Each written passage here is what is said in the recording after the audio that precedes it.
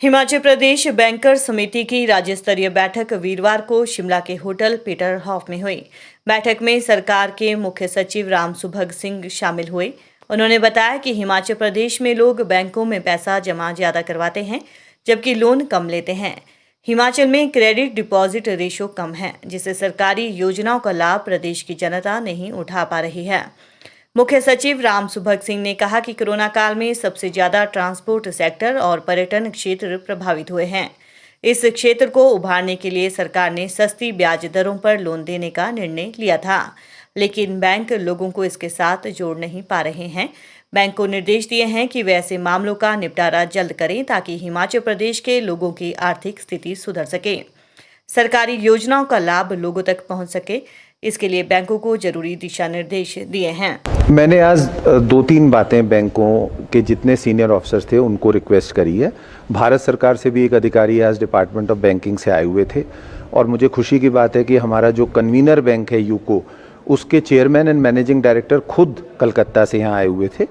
तो मैंने 2-3 बातें बोली हैं। एक तो ये बोला है कि जो हमारे प्रदेश की फ्लैगशिप प्रोग्राम्स हैं मुख्यमंत्री के, चाहे वो मुख्यमंत्री स्वावलंबन योजना है, चाहे वो हमारी दूसरी स्कीम्स हैं, पर्टिकुलरली जो हमने इंटरेस्ट सबवेंशन दिया है on the transport and tourism sector, कि आपको पता है सबसे ज़्यादा कोविड में अगर कोई नुकसान हुआ तो ट्रांसपोर्ट और टूरिज्म को हुआ है।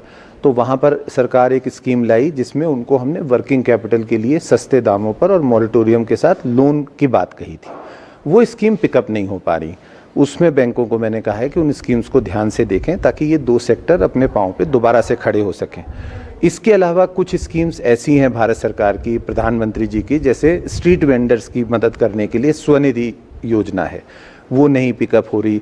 तो आज मैंने यही आग्रह किया जो सीनियर ऑफिसर्स थे कि वो हर महीने एक वीडियो कॉन्फ्रेंस जरूर किया करें अपने ब्रांच मैनेजर्स के साथ, और उसमें पहला एजेंडा आइटम ये रखें कि जो ये फ्लैगशिप प्रोग्राम्स हैं राज्य सरकार के और केंद्र सरकार के, उन फ्लैगशिप प्रोग्राम्स में ब्रांच मैनेजर की लेवल पर अगर किसी तरह की उदासीनता है तो उसे दूर करवाएं।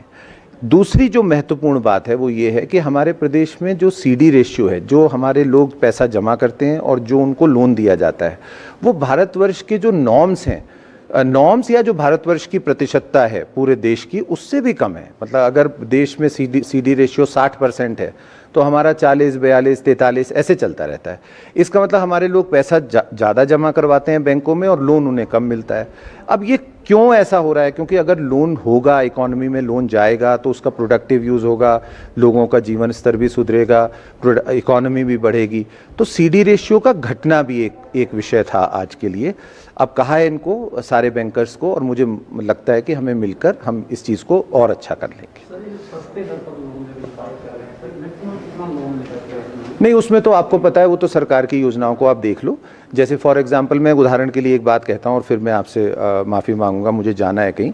जैसे हमने 2 लाख रुपए पर बस पे ट्रांसपोर्ट वालों को दिया है कि जो ट्रांसपोर्ट प्राइवेट ऑपरेटर्स हैं, अगर उनके पास बसें हैं तो वो हर बस पे 2 लाख रुपए का लोन ले सकते हैं वर्किंग कैपिटल के लिए, और उसमें हमने 20 लाख की अपर लिमिट रखी है।